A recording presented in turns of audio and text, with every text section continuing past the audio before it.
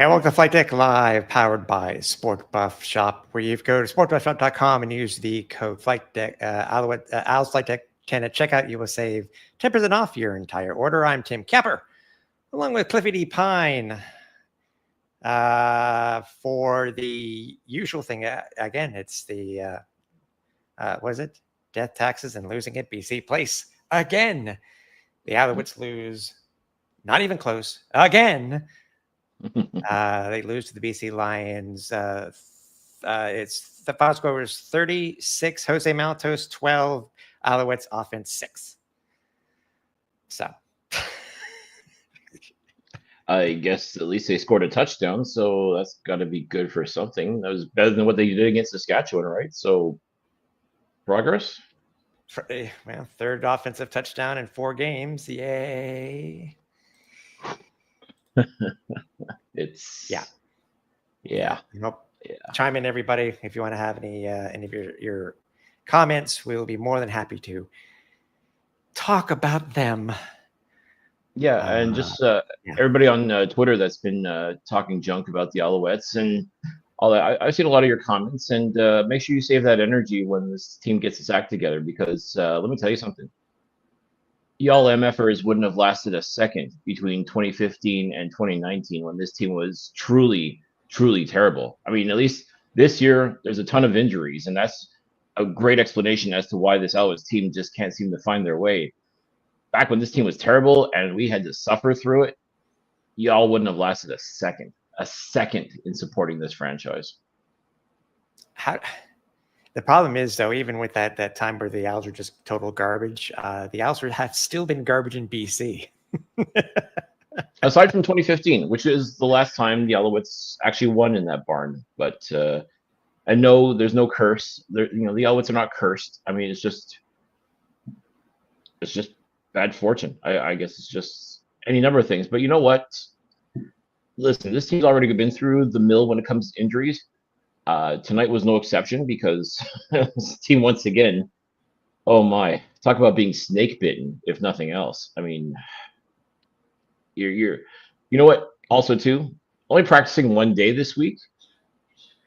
That right there is a recipe for failure. Mm-hmm. I mean, yeah, I get it. I get it because of the lightning that happened that canceled one practice session. But I mean, ultimately, 2 practice sessions weren't going to cut it. For one, the sure as hell is not. So I mean, at this point, what do you expect out of this team? So it's just it was just a recipe for disaster. Like basically from the start of the week on until all the way up until 20 minutes ago, when this thing finally ended. Yeah, I mean, what's going to happen next week? We already know that they're only going to practice. They're not even going to get a full practice in next week. It's going to be a walkthrough for Winnipeg coming to town on Thursday. If you're lucky, you make it one practice, but I think Coach Moss actually said it. Walkthrough.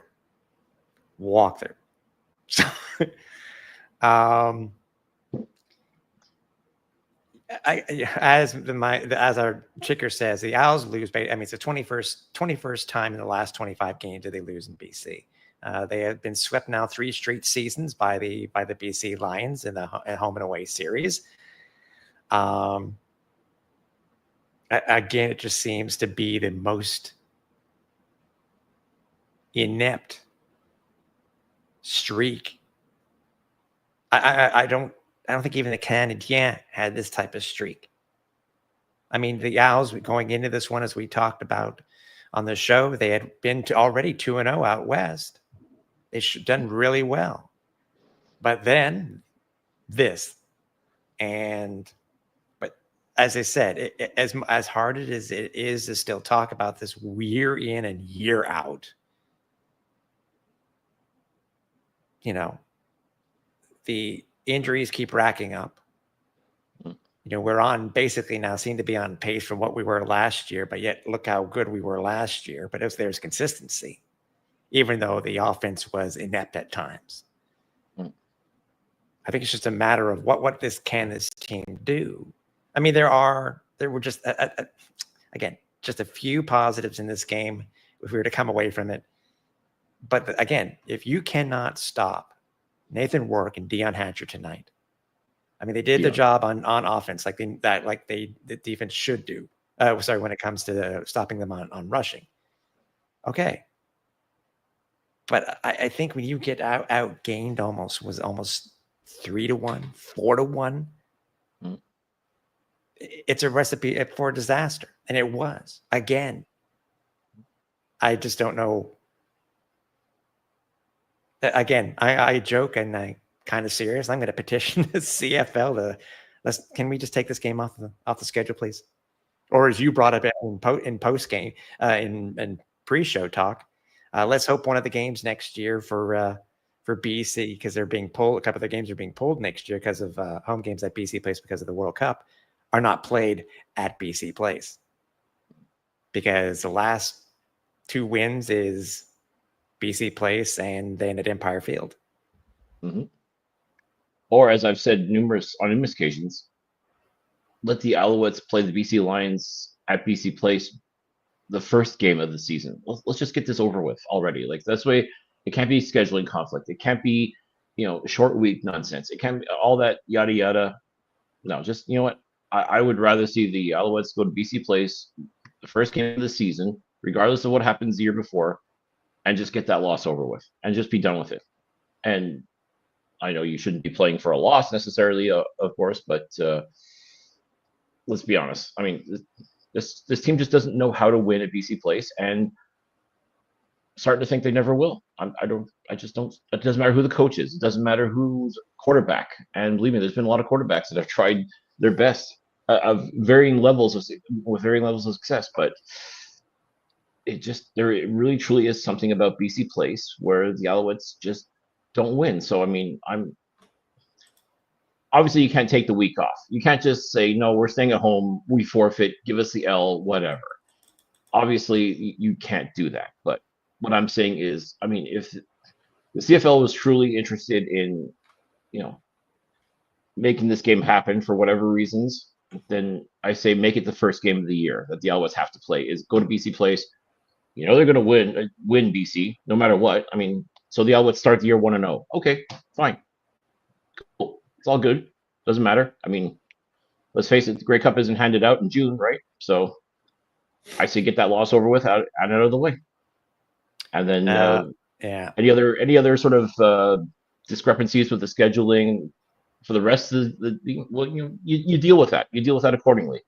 But I mean, again, we're back to that point where the Alouettes have to play 2 opponents in the span of 6 days. And yes, every team does go through it in some way, shape, or form, but this would just avoid so many problems altogether. And honestly, I think it would just be honestly better for morale. You're going to lose this game, so I'd rather you make that the first game, get it over with, and if you start your year 0-1, so be it. And if you happen to win, well, that's a bonus. But I mean, this is where we're at now when it comes to this. I mean, that's really where we're at right now, folks. I wish I had a better explanation, but I truly don't. And I'm sure the Alouettes don't have a better explanation either.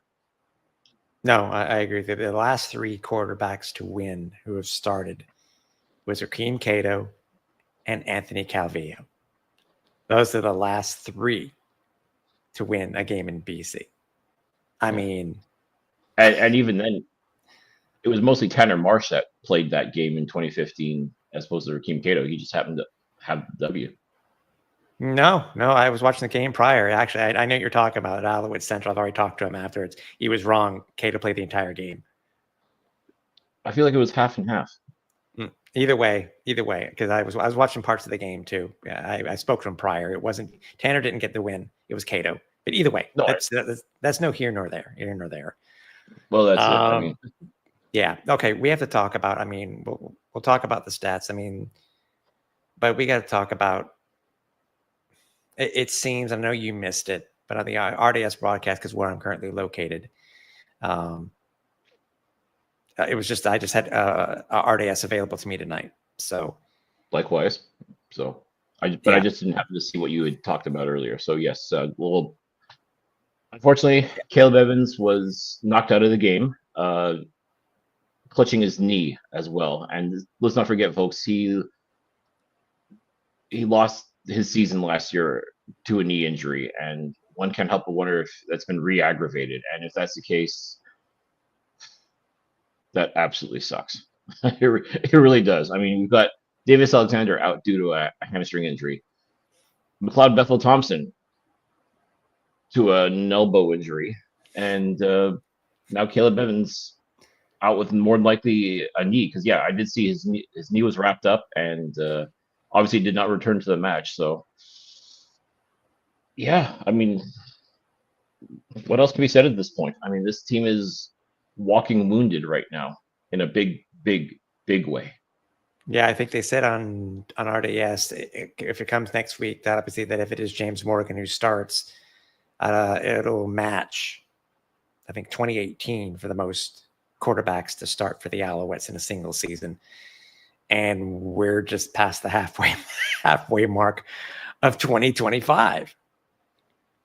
Yeah, you're now on your fourth quarterback in James Morgan, who came into the match and did all right, all things considered. I mean, I guarantee, especially with only one true practice this week, I guarantee James Morgan got absolutely nothing in the way of meaningful reps. So for him to come in and do as okay as what he did is a victory in and of itself, but obviously not one that's going to count in the standings.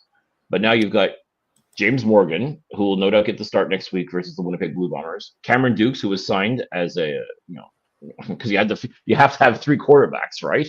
So he was, even if he, I'm sure he saw even less action than what James Morgan did in practice, but he's dressed, he's ready to go. And God forbid if something had happened to James Morgan, he would have been thrown in there. And then, yes, at least he does have CFL experience, but I guarantee you he doesn't know the playbook. I guarantee he doesn't have anywhere close to any sort of rapport with, his receivers or with the running backs as such. And now the Alouettes are going to have to go out and find yet another quarterback in order to have three. I cannot but wonder. You bring back Jonathan Senecal. I mean, he was in training camp this year. I mean, really, truly, he would have a semblance of an idea of what the Alouettes are doing this year. He just may have to be brought back, if only to have a third quarterback. Because, yeah, you could sign another quarterback, but they really would just be filling a uniform at that point. I mean, just like, holding the spot basically for somebody.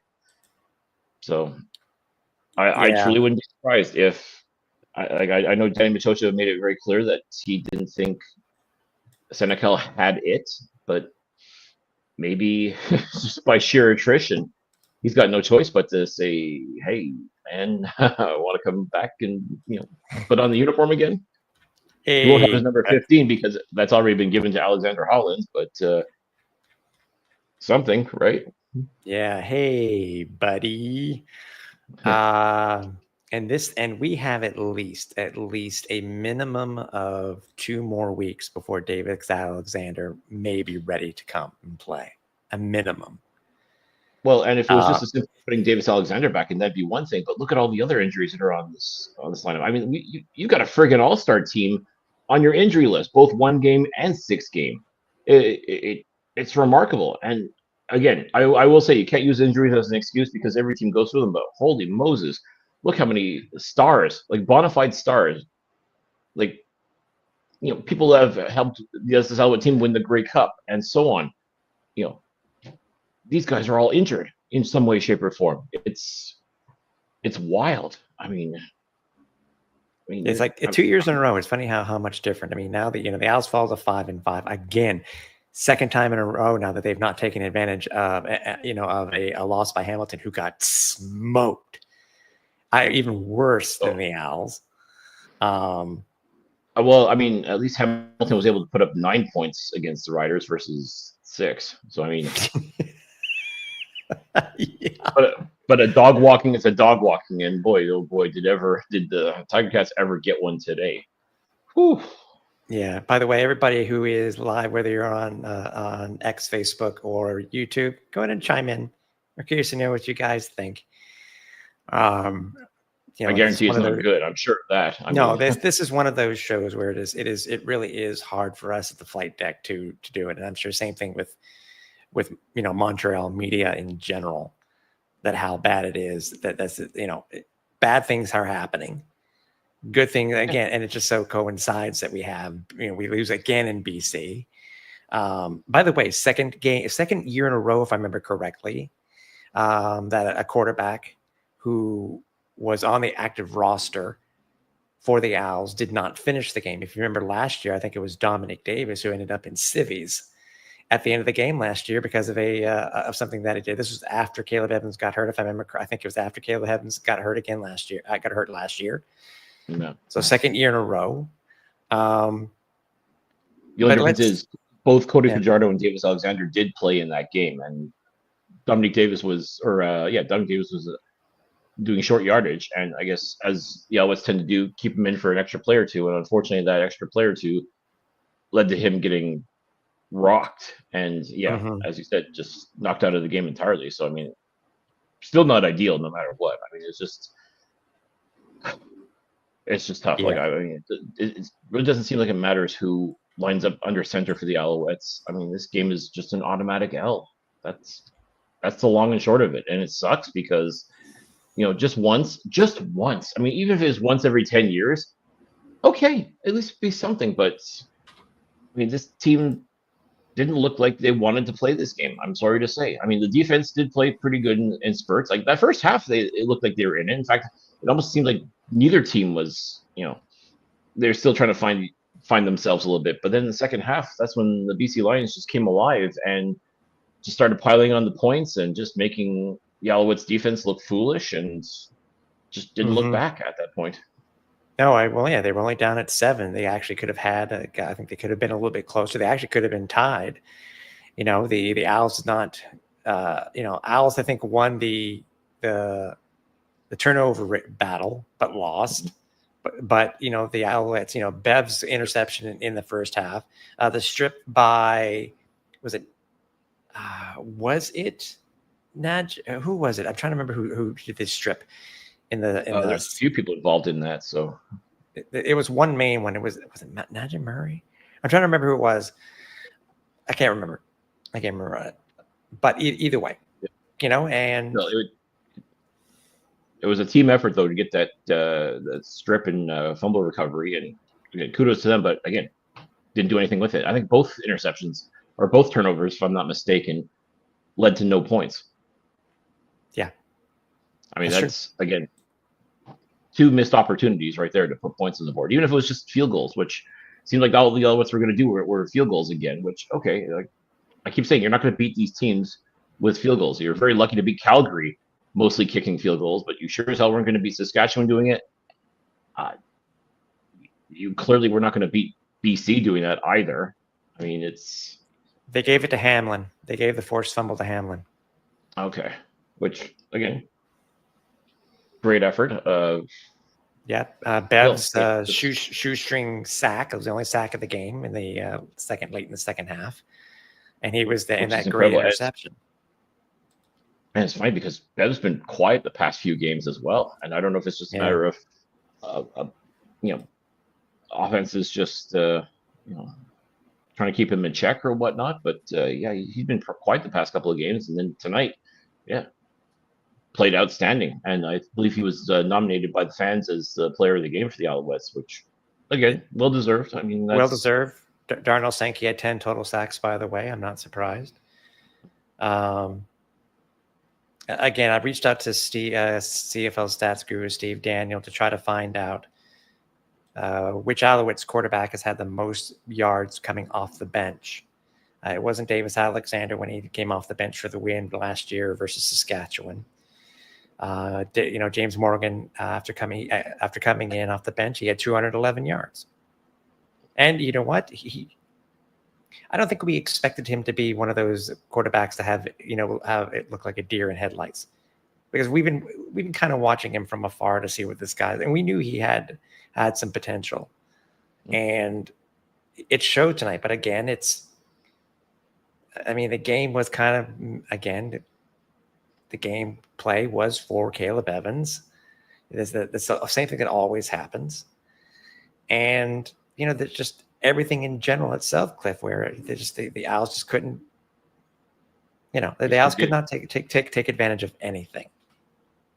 That's it. They just offensively, and this has been a problem now for the past few games, is they just can't get anything going offensively.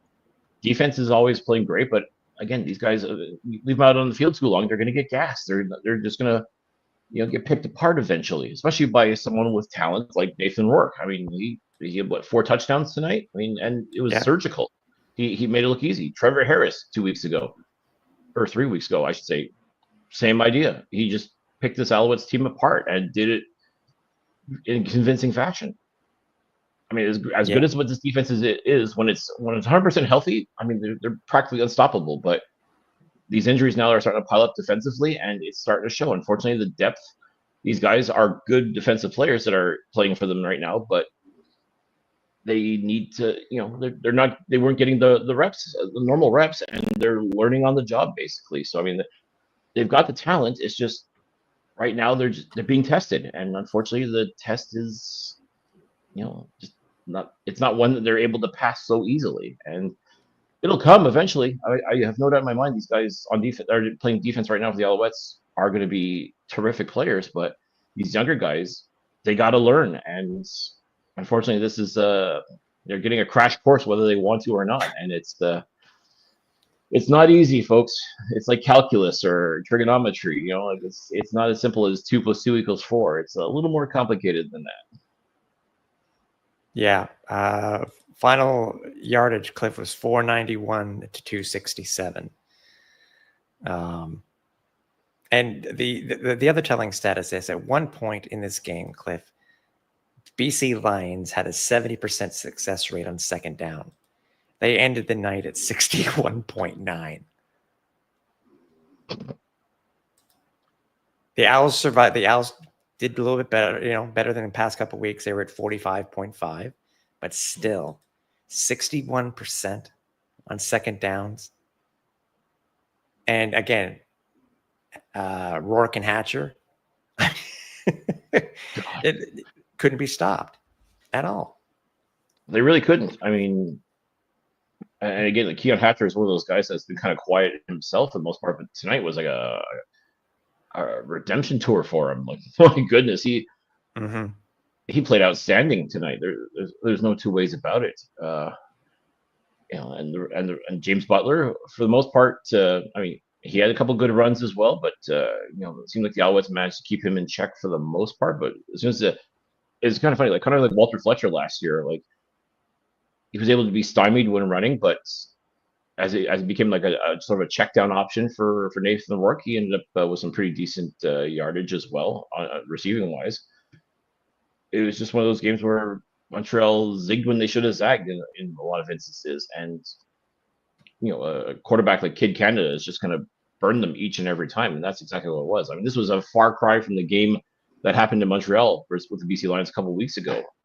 I mean, night and day as far as I'm concerned. And I hate to say it, but I mean, it really does come down to where you're playing the game. I mean, right now BC's got a streak going, playing at Percival Molson Stadium, but I mean, the history is just of the Alouettes playing at BC Place is just too great to overcome. And expecting the team that took the field tonight, expecting them to be the ones to stop that, I mean, it's foolhardy at best. I'm sorry to say. I mean, maybe if Davis Alexander was playing, you might have had a chance, but coulda, woulda, shoulda, I guess. But also unfortunate too, because this also means now too that Caleb Evans lost his first game as a Montreal Alouette. But yeah, that's true. I'm curious to know what Coach Moss is going to say. From everybody remembers his speech that they put out last week on socials. Let this one hurt. Let this one hurt. What can you say this time around? What can be said this time around? I mean, I know they don't look at history, but come on, you cannot tell me that a coach does not look at the history of how a certain team plays at a certain location. It seems like the Owls have finally figured out winning in Calgary. Owls have finally figured out how to win somewhat often at Edmonton. But BC, no matter how much, it wasn't asked again this year, because I know it was asked. I think it was last year, the year prior. They don't think about history. Come on, considering how garbage a team is, and you know that you're going to potentially have only one game this if that one practice this week for Winnipeg coming to town on a short week, it's come on. I mean, yeah, there's I get we know the players are buying into Coach Moss. Again, I think most of us are, but I don't want to call it the same speech over and over again, said different ways. I'm curious to know what he says. I'm very interested to see what it said, what it said when it's released. But it's a tough stretch. I know every team goes through this, but if Hamilton's able to win in BC, if Toronto's able to win in BC, if Ottawa's able to win in BC. Actually, I don't think they've won. I think it's been a while since they've won in BC too. But I mean, not But nearly as badly as what Montreal is going through. I agree, but yeah, you're absolutely right. You can't use, as I've said before, you can't use the excuse of, well, we have to travel 3 different time zones to get there and play the game and all that BS, because, as you said, Hamilton and Toronto, who also have to travel those same 3 time zones and so on, they find ways to win. Not mean that they might be pretty, but they find ways to win. Hell, Hamilton just did it, as a matter of fact. So, I mean, like I said, it can't be an excuse. It really can't. And I really don't know what Coach Moss can or will say to these guys, or has said to these guys. I'm sure he's already spoken to them by now and is trying to explain himself to the media. But what can you say? I mean, you can't be like Ryan Dinwiddie and call these guys pretenders, or say heads will roll, or all that other stuff, because it's not about that. It's just my guess. If I were to make somewhat educated guess, kind of like last year, he was short and sweet, and he basically let the players take over. Remember, Wesley Sutton stood up and said, "Hey guys, we can't let this affect us. We've got this. We're still one of the best teams in the league, so on and so forth." And again, it was a different time period as well, because that was during the Alouettes kind of coasting after going 10-1 to start the season. This is different, though. I mean, this Alouettes team was expected to be one of the best, and for the first 3 games of this year, looked like one of the best, if not the best team in the Canadian Football League. Right now, they're definitely not. I mean, they are truly mid right now, 5-5. They are right in the middle. They are what their record says they are. And here, Kevin, you're right. I mean, Hamilton was healthy. I agree with you on that one, but still. Sure. I mean, 21 out of the last 25 times that the Alouettes have lost in BC, they've been healthy. They've been healthy with going back to BC some of these times. It's just that, last year, yes, I get it.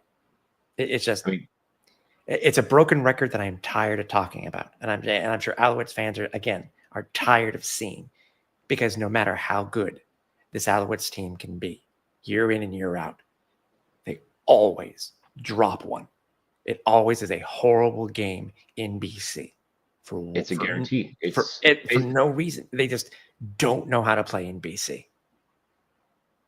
That's why even last year, like, Grey Cup wasn't at BC Place last year. I mean, a couple bounces here and there. Montreal could have been to the Grey Cup, and we joke about, like, had the Alouettes gotten their act together and made it to the Grey Cup, considering how poorly Winnipeg played in that game, Montreal could have been back-to-back Grey Cup champions. But part of me is thinking, like, just that mental block of playing at BC Place makes me wonder, had the Alouettes made the Grey Cup, they probably would have lost to the Winnipeg Blue Bombers, even despite everything that went on with the Bombers, just because it was at BC Place. I mean, it sounds silly to say, but, and I said, I don't believe in curses. I think that's, baloney, quite frankly, but you can't deny, like, numbers don't lie. And 21 out of 25, you can't deny that either. And it's not like there's a simple fix for this either, because, as you said, this team's been, when they're healthy, but, it doesn't matter who's behind, center at quarterback. It doesn't matter who's playing outstanding football, throughout the year.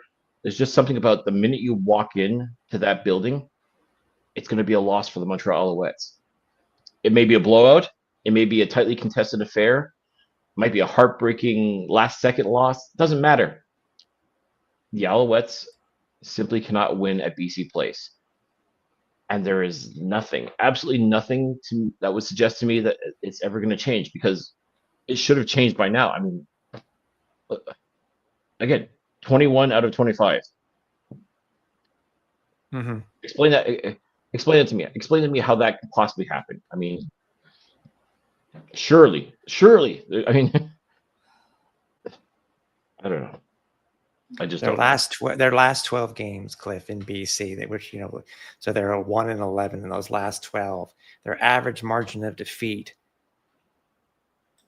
is 19 points. I mean, not a blow up, but it's definitely a convincing win. Yes, and I'm glad Kevin brought this up, because I know we were going to talk about this. I think the Owls the best offense weapon tonight was Awe with all of his penalties. It was more than that, actually, more than Micah Awe, former Alouette Micah Awe. BC had their fair share of penalties. I mean, they had 12 for 137 yards. The Owls ended up with 6 for 94. Both teams had I think the BC had a 50-yard PI. I think the Owls had a 40-yard PI. Mm-hmm. And I'm glad the replay center stepped in for this Micah Awe one, because it was just absolutely ridiculous. No flag was thrown. Dallaire, you could tell when he hit the ground. If anybody knows the signs of a potential concussion, you saw it. You saw it in his arms when he hit the ground, because it was blatant, and they called spearing. They didn't call a helmet to helmet. They called spearing. Yeah, because Awe led with the crown of his helmet, and David Dallaire got his bell rung in a big way. And again, Caleb Evans getting hurt. At one point, Jeffrey Conte-Arcu was out of the game for a bit with an injury. I mean, this is a team that can ill afford any injuries at this point, but surely with your offensive players, you can't afford any injuries. And like I said, this is it was already a tough hill to climb, but you throw in Caleb Evans getting injured, David Dallaire, who also too. Did you notice that he took over short yardage duties? It was just the one time, but yes, and yes, Kevin, Awe will be fine for sure. But the question is, will he get suspended? I think that's what should happen. Without question, he should have been thrown out of the match and then suspended. But no, he's gonna. I guarantee you. Watch this. He's gonna get a minimum fine. He's gonna get fined. I don't think it'll be a max fine, because I mean you have to do something truly egregious. I mean this would count, but I don't know. It seems like sometimes the CFL. I mean, God forbid Sean Lemon should pretend to be a dog pissing on the ground. Oh yeah, let's fine him for that. But that was bad. That was bad, and we were wondering if something was going to be called. It wasn't. Again, the replay center this year has done some good stuff. They've really been an eye of the sky. They really have this year, and I'm happy that they made that ruling, because it needed to be called. It really did. But what's interesting, Awe had also a roughing the passer penalty. So I mean, he's got 2 pretty big penalties and was allowed to stay in the game. Meanwhile, if someone gets a misconduct, 2 misconduct penalties, they're out of the game. Explain to me how that makes any sense. We're trying to protect players, especially the quarterback. I mean, that's why roughing the passer. I mean, you just have to look at him cross-eyed, and it's roughing the passer, it seems at times. But yeah, I mean, when you got someone like that, and again, Awe, that's the way he plays. Is like I say, he's a mercenary, and that kind of play is totally unnecessary. I actually do think he's a pretty decent player when he wants to be, but when he does BS like that, I mean, it definitely makes it very hard to defend his style of play. I mean, that's there's let's not forget he was a Montreal Alouette a couple of years ago. And okay, maybe not have been teammate. I don't believe he was teammates with David Dallaire. He might have been. I truly don't recall. But at the same time, just simple fact that you could be playing. These guys could be teammates next year, and you do something like that. You'd think just in general, okay, play hard, play fast. Maybe play with a little bit of an edge, but at the same time, this was truly headhunting at its finest by Micah Awe, and you can't be having that, especially too knocking someone like a David Dallaire out of the game. I mean, I'm not saying that's the sole reason why the Alouettes lost this game, but I mean, that kind of thing is just inexcusable as far as I'm concerned. But I would truly not be surprised if the league just hands out their minimum fine to Alway for that hit. I mean, again, prove me wrong, but I just based on what I've seen and what I in previous instances, I can't help but wonder if maybe that's all that's going to happen. It's just a slap on the wrist for him. Yeah. By the way, thanks to everybody for joining us for this Flightdeck Live therapy session. M Walk had a thing for you there, Cliff, saying you said it though, Cliff. They only want to protect QBs. The league doesn't care about the other positions. That's what it seemed like. But again, I think for me, Cliff, I said for the replay center to actually chime in. This is something that I don't think that they would have done last year or the year before. Something has changed. Last year they would step in on certain things, but it seemed like at the wrong time, or just for something that they shouldn't be involved in the first place. But yeah, this year, if they're hopefully taking a more serious approach to player safety, not just quarterback safety, but all player safety, that's good. And yeah, definitely something that's definitely required. And yeah, I'm sure even if they didn't, I'm sure somebody like the spotters that are in the crowd would have said, no, Dallaire does not go back in this game at all. And yeah, he went in the tent. He went in that infamous tent, and M-Walk chimes in also again. Yeah, and we're going to bring some positive stuff. I see Manel has chimed in here. We are going to talk about some positive stuff. We do promise you guys. It's not that they don't care, but they're all more lenient with the other positions and too soft on the QBs. It's again, they've shown some signs of improving. That's all that matters. And thank goodness that this was called. And we'll see what the league, what the final league decision is when it comes to Micah Alouette for this. G Walker, we kind of agree with you. Yes, Davis needs to come back yesterday. At the moment, with the bye week coming up after the game versus Winnipeg, I guess technically Davis could come back versus Saskatchewan, but I would not be surprised if it's the game after Saskatchewan. We'll see. But that's just my guess. That's just my guess. Yeah, because the last thing you want is you want to make sure Davis is like 200% healthy, not just 100% at this point, because God forbid he has yet another setback. I mean, one can make the argument that maybe he came back a little too soon in that game against Toronto. And again, it's not like they were trying to, headhunt him or anything like that. It's just the way that Davis plays this game as well. Is he's full bore, balls to the wall, like he doesn't stop. You saw that. I mean, just that game-winning scamper that he had to the end zone. I mean, just that. I mean, he wasn't blocked or hit or anything like that. Like he had a clear path, and even then, he still pulled up lame. So I mean, we thought he'd be okay, and I'm sure he thought he'd be okay, but ultimately, no, he just made things worse invariably. And so I'm with you.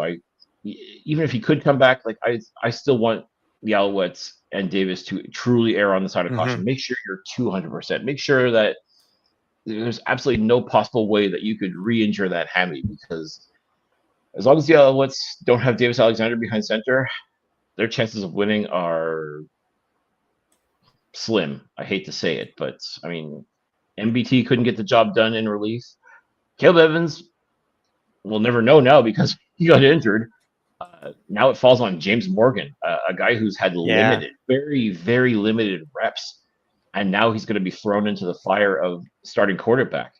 Yeah. I mean, unless September they go with 13th, I think. September 13th, I think, for me, I think that's Saskatchewan. And that's one beyond the 6-game limit, and it includes a bye week in there also. So thank you guys. You're starting to chime in. We really appreciate it. Let's see if we can get some of these here, Cliff, because some people do bring up some good points and stuff like that. Let's see if I can get to the next one here. M-Walk chimes in again, Cliff. Impressed with Morgan tonight. Needs to get rid of the ball a little quicker. You know what? Yes. Well, okay. First half, I mean, if you look at the first two drives of Caleb Evans tonight, 2 and out, 2 sacks. 2 and out, 2 sacks. I think, yes, it seemed at some point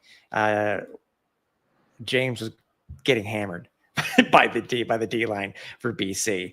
And I think by the end of game, I think he was slightly better. But again, we talked about the limited reps that he's had. See, that's why I'm not going to fault him too much for his effort tonight, because he truly was thrown into the fire. And I guarantee he had little to no reps this week in the one practice they had. I mean, I'm pretty sure they didn't factor in the possibility that maybe, just maybe, they're going to go after the quarterback due to inexperience. I mean, I'm not saying that Caleb Evans isn't experienced by nothing could be further from the truth, but he really hasn't seen a whole lot of action other than the occasional short yardage play or the one or two passes he's been allowed to throw. I mean, in all reality, Caleb Evans should have played that game against Edmonton and be able to truly get his feet underneath him, and then have to play this game in BC. And no comment. Exactly. Again, going back to the revelations that we now know that MBT, according to Coach Moss, as it was said before the game this week, that MBT had been fighting an injury of some sort, I guess we could call it the elbow, for a little while. And again, these revelations that usually come out at the end of the year, something we happen to find out, and that's why they made the switch to Caleb. But no matter if it was they had to make the choice to change or whatnot, but still, Kevin, is it like Tim said, the Owls have a limited number of practices this week, but hopefully they give Morgan some better options. They're going to have to. I mean, simply put, it's his job now. He's the man now. He's QB1.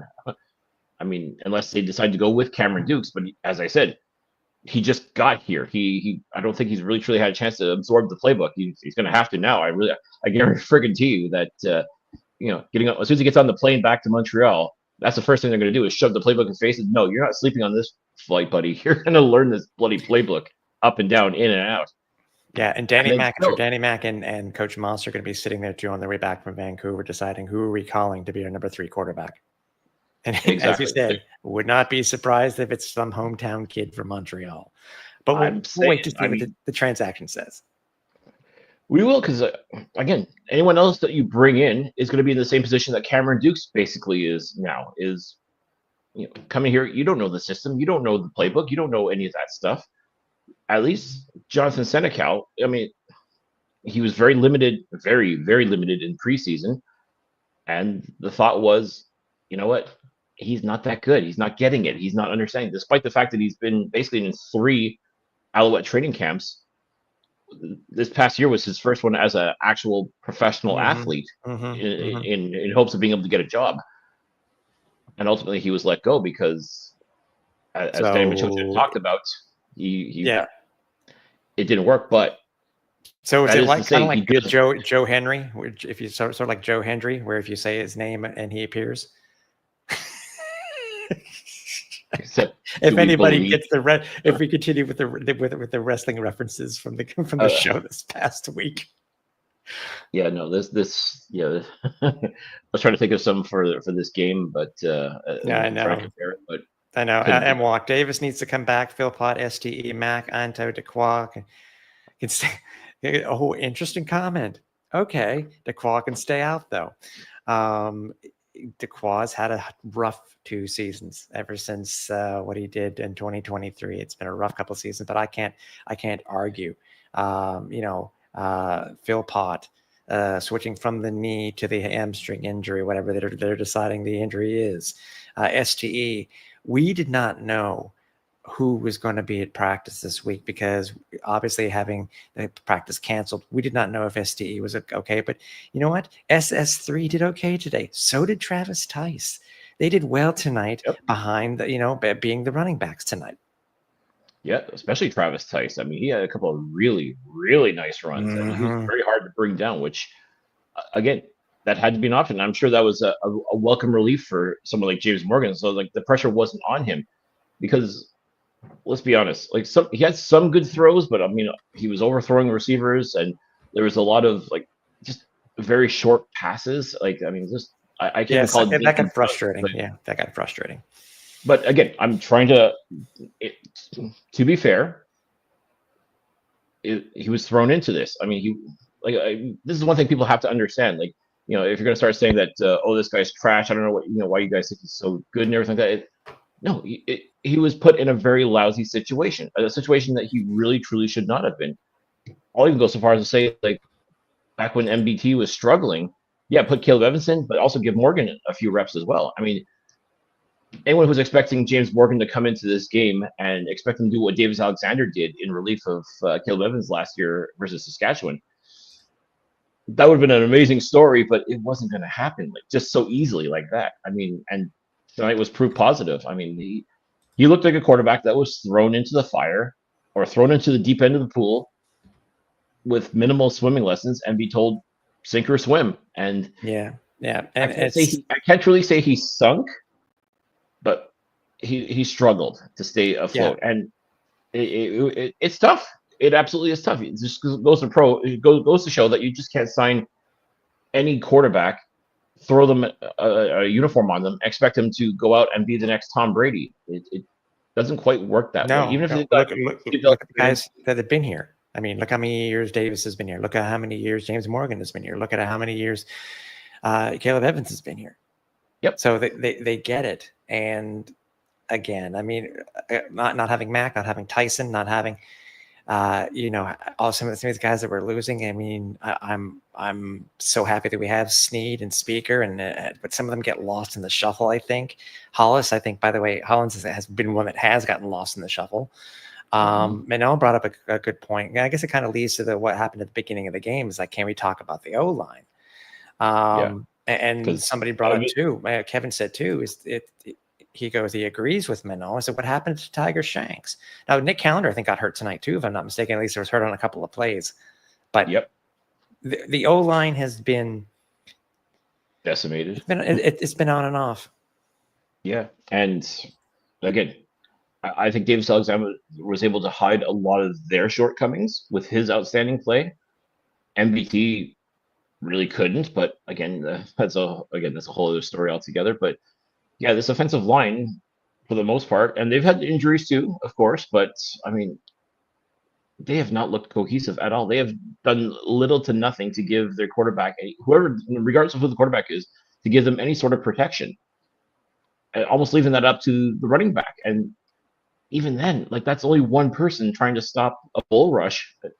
I'm sorry, you're like trying to empty out the ocean with a paper cup. You can't do it. You really can't. And it makes me wonder what's going on with this offensive line. Is it just you expect them to be cohesive, and you expect at this point of the year, like you're halfway through the season already. If you haven't gotten your teammates figured out by now, what the hell is going on? And is it coaching? Is it just the talent level? Like, what is it right now with this offensive line that they can look amazing one game and look absolutely terrible the next? And you just don't know which version's going to show up on game day. And I don't care who, as I said, I don't care who the quarterback is. If you can't trust your O-line to give you time and space to work with, you're not going to go very far in this league. I don't care who you are. I mean, Trevor Arias, Bo Levi Mitchell, those guys, you look at what their offensive line is able to do for them, and they've been able to do some really great things. This year, this Alouettes O-line has just looked, you just don't know what to expect on any given day. And that's we've been lucky too, though, Cliff, that we've not given up that many sacks. I mean, the O-line has been decent enough that it's keeping our quarterbacks upright, but it's also because we have our quarterbacks are a little bit more mobile, unlike NBT. G. Walker chimes in again. He says the team has no confidence in the QB. It won't be a great game. They'll come back stronger when they play in front of Alexander, who is the best quarterback in the league, unironically. Davis has shown he has shown mettle, really has. We need to see what he's like when he comes back fully healthy, please. But that's not why we do have to wait and go through this struggle. I mean, it's very possible we'll go into the bye week. We'll be at 5-6. I don't think anybody expected that to be. If we come out of the game next week being at 6-5, that's a plus in itself. That really is. Well, and just for a little bit of perspective here, Tim. I believe the Alouettes were 5-7 going into Labor Day in 2023, and they just caught fire at the right time and got things figured out. So, I mean, this isn't fun. There's no question.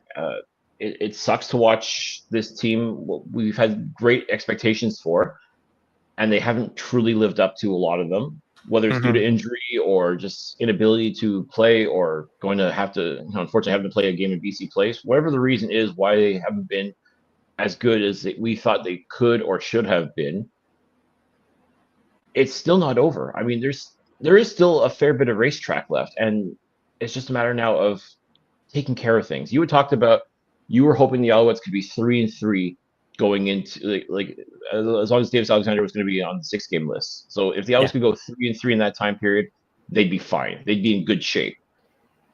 Well, I think this is now 3 losses. So I mean, now essentially the Alouettes have to win their next 2 for that to happen, and that's provided too that Davis does come off after 6 games. I mean, as we just said now, we want the Alouettes to be extra cautious with him, and if they're intelligent, they will be, to make sure that he is, as I said, he's got to be at 200%, not 100%. We got to have him at 200% and make sure that he cannot possibly re-injure that hamstring. So yeah. Chimed in too. Yeah, another O-line question. Yeah, I agree. The screens tonight, I'm glad CBC was gotten into the game again too, getting some catches. But I will admit that it's something we were talking about earlier. That's so frustrating, Cliff, where it's just the dink and dunk stuff. And I don't think it's necessarily CBC.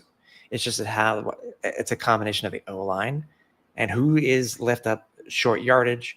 It doesn't seem to be that when it comes to the running backs, there really isn't one there for that screen pass that the Owls have been so good at over the last 2.5, 3 years. Well, that was also Cody Fajardo throwing those screen passes, which he's just an absolute dynamo at. Lestage, though, I mean, between tonight and that, he just does not play well against BC, because remember he had that that procedure. Was it a procedure penalty, or I forget which penalty it was when the game was in Montreal? That boneheaded play of his that led to BC having better field position on the kickoff. Oh, offsides. There you go. I could have thought it was. I could have swore it was a misconduct penalty. I thought it was 15 yards, but the first. Oh, wait a minute. I'm thinking Edmonton. Not so. You mean against BC? It was misconduct penalty. Yeah, it was misconduct. Yeah. Yeah. So I mean, Lestage is another one of these guys that, again, I think is extremely talented, but it makes me really wonder about where his head's at times too, because when he's on, he is definitely one of the best offensive linemen in this league. But when you have these boneheaded mistakes that are being made, I mean, it makes it really hard to defend. I mean, it comes down to, and I think this is something that truly has affected the O-line as a whole, is that you just don't know which one's going to show up. Is this going to be the otherworldly one that's going to give the quarterback time and space, create the holes for the running backs to run through, or the ones that are just going to chase their own tails for the better part of 60 minutes and just allow defenders to just basically bull rush the quarterback and throw them on the ground, or knock them out of the game due to injury, or any number of things. Like that's the thing. If Caleb Evans just had a little bit more protection, maybe he wouldn't have gotten hurt. But it seemed to be a fluke play, though. Come on, I will admit, I didn't know if he got caught in the. Because I think he came up lame, but it might have been a non-contact injury at first. But I feel bad for the dude. I mean, but you know what? I think the thing is this for us, Cliff. For the first time in 4 weeks, I think Alouettes fans went into a game who were confident in their quarterback. And we will be going into the game next week versus Winnipeg confident in our starting quarterback, because we saw what Morgan was able to do this week. We knew Caleb can do well, but it's still bad for the dude. He never got his chance. But we'll see what we think easily. I think how well he did tonight. Again, I'm still trying to, once I do get the information from Steve Daniel about the quarterback that came off. It might have been Vernon Adams, actually. If I remember, it might have been Vernon Adams coming off the bench. But once I do get that, I'll let you guys know on socials for the Alouettes' best yardage off the bench. But again, I think you agree with me when I say that going into next week, we're very confident in our starting quarterback like we were this week, despite where we were playing, despite how short a week it was, and despite how many games that they had at practice. And I think that confidence would be a lot more justified if we knew that the Alouettes were going to get more than 1, maybe 2 practices next week. I mean, unfortunately, that's just how the schedule works out. It's going to be a very, very, very quick turnaround for this team. But again, it's going to be a tall task, because Winnipeg, they're kind of in the same boat as the Montreal Alouettes, to tell you the truth. I mean, they're kind of mid themselves. I mean, they've they've had their struggles. They've had some really great games, but they've also had some really lousy games as well. And I mean, one has to wonder just which Winnipeg team is going to show up. I mean, I just don't know what to make of it. And also, too, now you've got a quarterback coming in who, okay, James Morgan did not look terrible. He didn't look fantastic, but he at least now will have the benefit of, okay, he got those reps in tonight. He got his trial by fire, and it wasn't perfect by any stretch, but okay, at least he's got that monkey off his back, so to speak. Now that he knows he's going to have to prepare as though he is a starting quarterback. And even though they always say that, everybody should be preparing as though they're going to be starting, he truly is now. So I expect him to approach things a little bit differently. He's obviously going to get more reps as QB1 now. Yeah. Maybe that's going to be the spark. Maybe that's going to be, maybe it'll help get things figured out for him. And by the way, another name has just been floated on social media on who the Alouettes could pick up. Who does kind of know the Alouettes system and has a little bit more CFL experience? Former Alouette, Shea Patterson. I also heard Dominique Davis, even though he had announced his retirement and is, I believe, 37. He was with the Alouettes last year. Yeah. Kind of knows the system for the most part. Mm-hmm. Mm-hmm. Could he be enticed to come back? Maybe. Shea Patterson is certainly an interesting thought as well. I mean, he does have CFL experience. He does have experience with the Alouettes too. Mm-hmm. Again, I mean, I kind of feel like at this point, though, you want to know someone that knows the system. So, I mean, Shea Patterson doesn't really know the system right now, whereas Dominique Davis does. Jonathan Senecal has a semblance of it. I guess we'll see what happens. I mean, without question, though, come Monday morning, the Alouettes will have another quarterback. They kind of have to, right? So, I mean, I agree with you. Look at this. Remember how we were talking before? Morgan will be the man next week, and he will do well. M-Walk. Jamie's going to pop off next week. I'm calling it now. NFL scouts saw enough to draft him. He's from Green Bay, where all the best quarterbacks play, etc. They showed that before. I did not know he was the 125th pick by the New York Jets. I saw that on RDS tonight. That's right. So this shows the confidence. And again, it goes back to some of these guys that we've seen for a while. And look at the history for James Morgan in Montreal, Cliff. I mean, he was released last year off the practice roster. Alouettes have kind of mixed up it, like a lot of teams that have done so far in the CFL this year, kind of changed it up about what quarterbacks are keeping on their I don't know how many teams keeping these quarterbacks on the roster, on the main roster. A lot of how many quarterbacks are currently in the CFL that are on the practice roster? Mm-hmm. You know what I mean? Yeah, it's been really a change. It is, and I think just for that reason alone is why I kind of feel like that if you're going to be leaning towards getting another quarterback, as I said, Senecal was in training camp this year. He has seen the playbook. He has tried to learn from it. Depending on who you ask, he may not have learned it all that well, but he's at least seen it. He kind of has an idea of what this team is capable of doing. Mm-hmm. I mean, I think, Morgan will definitely do better. I think, as I said, getting some honest reps and with that knowledge and even the confidence of knowing that, okay, right now you're the man. You're the one that's going to be leading us to victory. That's going to adjust his playing style. That's going to make him make better decisions as well. Hopefully he'll get a chance to attempt some better passing because some were good, some were not so good. But again, let's not forget, he was thrown into a terrible situation, whereas at least he'll be at home next week. He'll have a chance. Like I said, I'm sure now he's got to be studying the playbook even harder, really knowing things, and he's got a very limited time to get that relationship with his receivers. I mean, they were talking about it too on RDS about, well, he'll probably start looking for guys like Hakeem Harris and Kasim Ferdinand because as the scout team quarterback, those are the guys that you're technically working with. So, I mean, those are the ones you develop the relationship with. You're not playing with the ones, so how can you develop a relationship with the ones if you don't play with them? But that all changes this week. I mean, that's all there is to it. Best first ever comment, Pamela, this is golden. This is golden. I mean, unfortunately, right now with what happens, and I think don't quit your day job, Pamela. I know, but I think kind of what Pamela is saying too is that we look at that.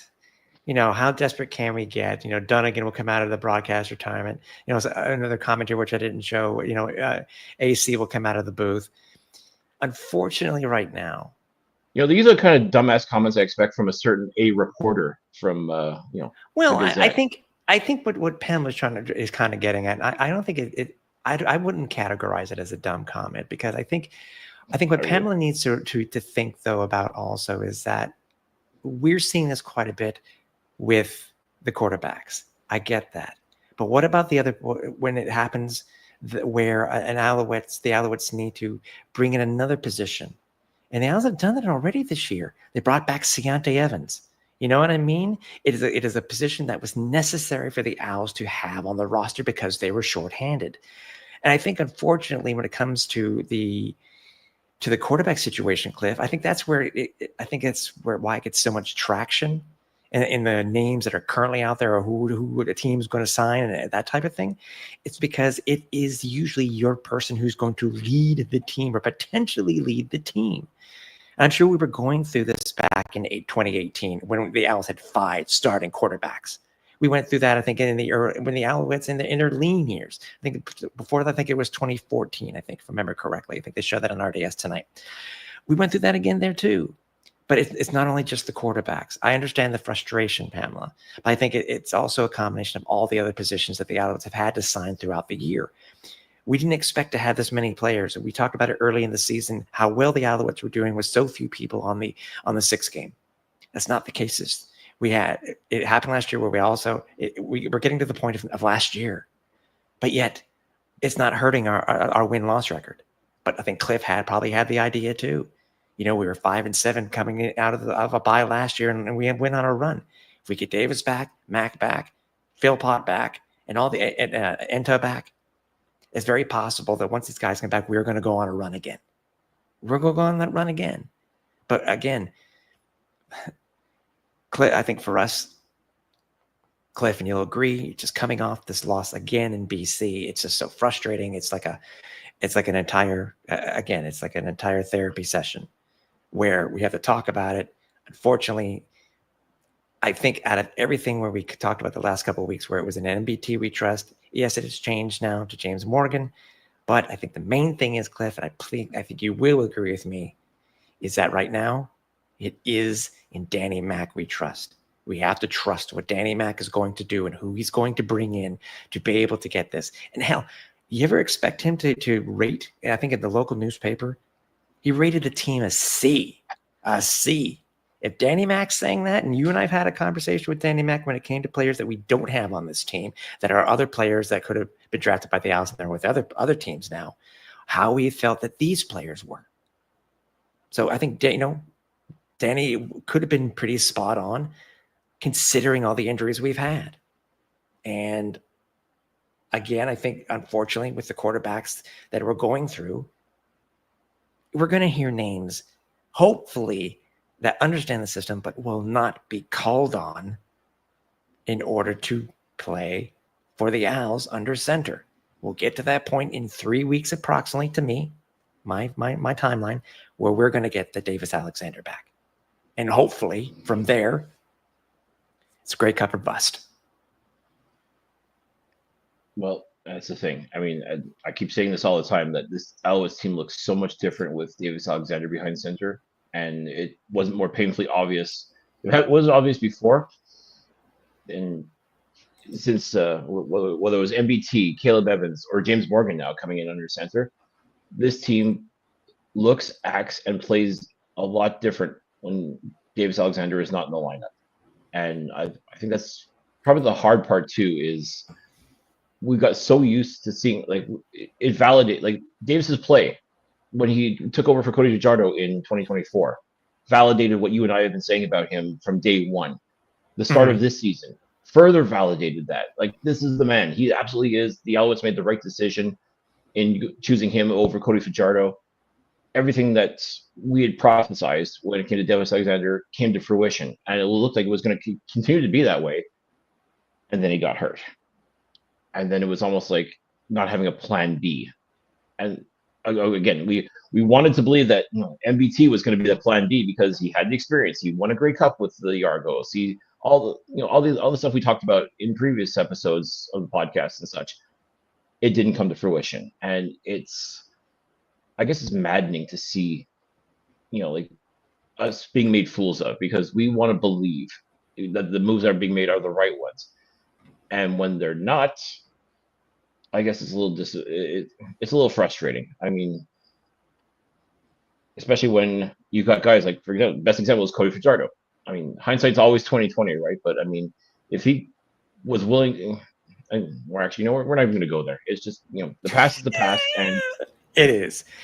We can't go back to these tropes. I mean, this is the sort of nonsense I expect out of fans to talk about. Like, I think you and I are smarter than that, and we realize what this team is going through right now and what they're capable of doing and how this organization is built top to bottom. And you're right. I think it's just simply a matter of Danny Machocha knows what needs to be done, and we have to trust that he's going out and do it. And he has been for the most part. I mean, bringing in guys that were a part of this team before, or like, again, even bringing in the Cameron Dukes, someone who, again, has played in this league and played pretty well for the most part. 100%. That's a great move. And I thought maybe he might even get a few reps tonight just because of the way things were going out, but I don't think that would have worked. So yeah, we'll see. By the way, I don't know if you saw that Pamela did say she was kidding. By the way, I know, we're having fun here. I don't know. I saw some numpty online too. By the way, shout out to Luke Wilson. That's there you go. That's a numpty comment right there. There you go. I know. Come on, Walk. We know you're kidding, but come on, dude. No, we don't want. No, no. I'm still seeing a therapist for that, for the Johnny Manziel days. And here, Kevin chimes in to say if they get the injuries back, they'll be fine. It's a therapy because BC, or for whatever reason, it is a black hole for the Owls, and it's true. It's been a black hole for the Alouettes, and I think it's just coming. You know what? It's coming to that realization, and I think I've achieved it, because I'm not mad at what happened tonight. I'm disappointed because, yes, obviously, we want the Alouettes to win and be successful, and it just doesn't happen in BC Place. And I think once you come to that realization that it's just simply never going to happen, the better your life will be. And yeah, so make it frustrating to see certain efforts that just, for whatever reason, when it comes to playing at BC Place, the Alouettes simply can't do it, and it is what it is. Yeah, let's talk about some positives before we finish. And by the way, thank you for everybody for chiming in for, I think, is what is our longest Flightdeck live. We really appreciate every single one of you, and it's. I think so. I think you miss any of it, watch it on archive. It'll be available on audio sometime tomorrow.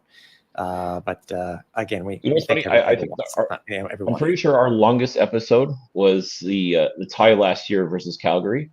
I think we went pretty long on. I think that was our longest one, if I'm not mistaken. It's possible, because we were pissed off. I mean, because again, a tie is not a win.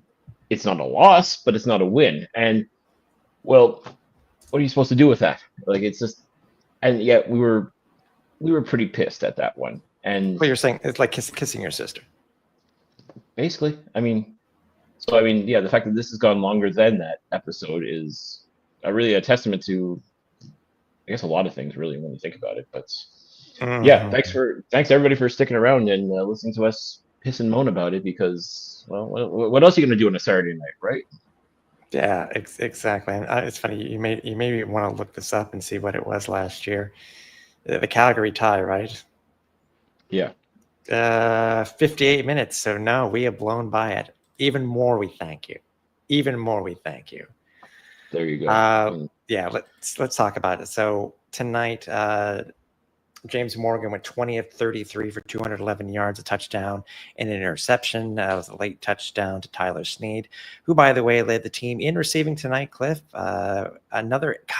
Snead has another 8 targets. I think that's his 4th straight week with 8 or more targets. 5 receptions, 111 yards, and a touchdown.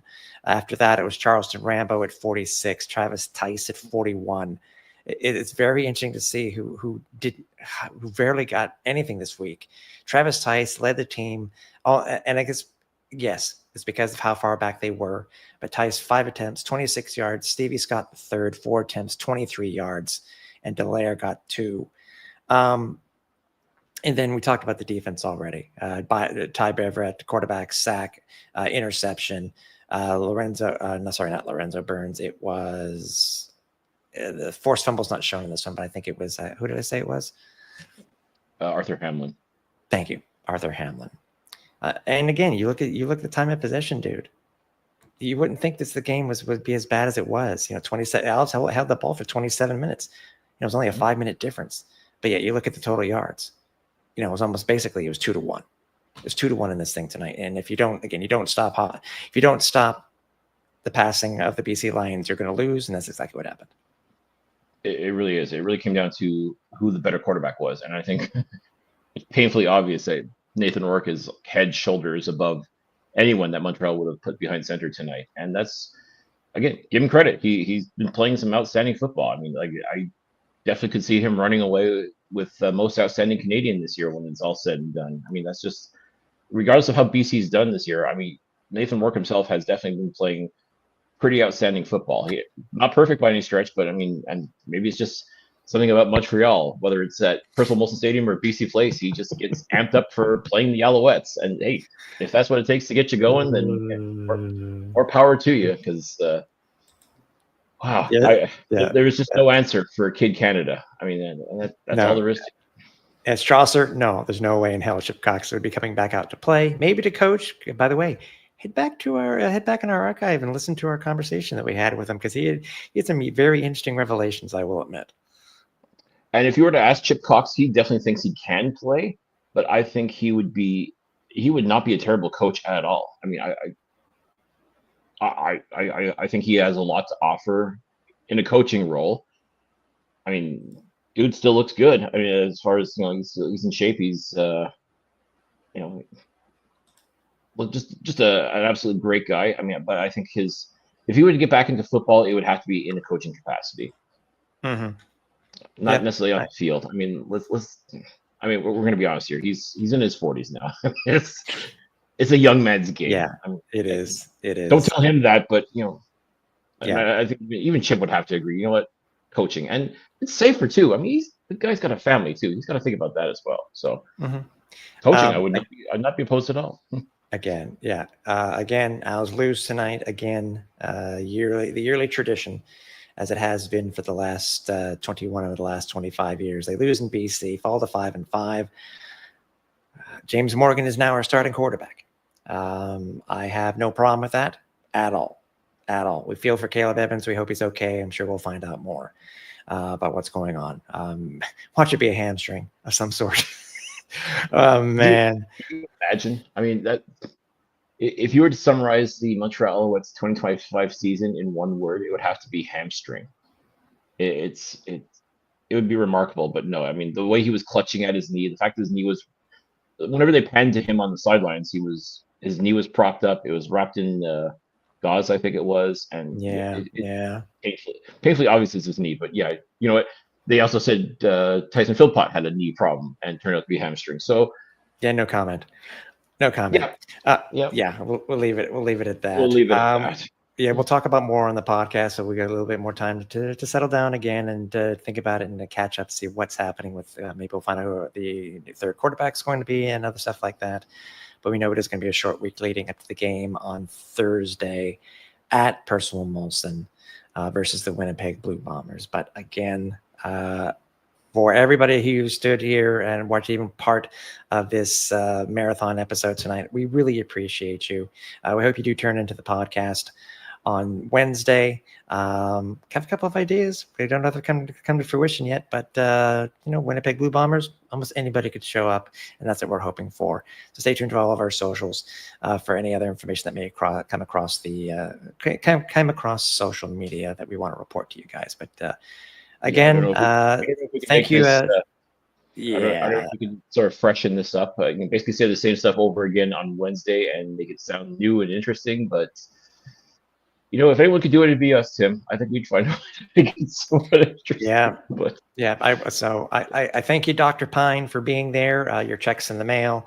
So we'll we'll continue with this chat on Wednesday for sure. So I appreciate you, buddy. And again, I appreciate everybody who showed up for this session tonight. So so we will leave it at that. We hope you have the good rest of your weekend. And for the last time here for Flight Deck Live for Cliffy D, I'm Tim Capper. We'll talk to you soon.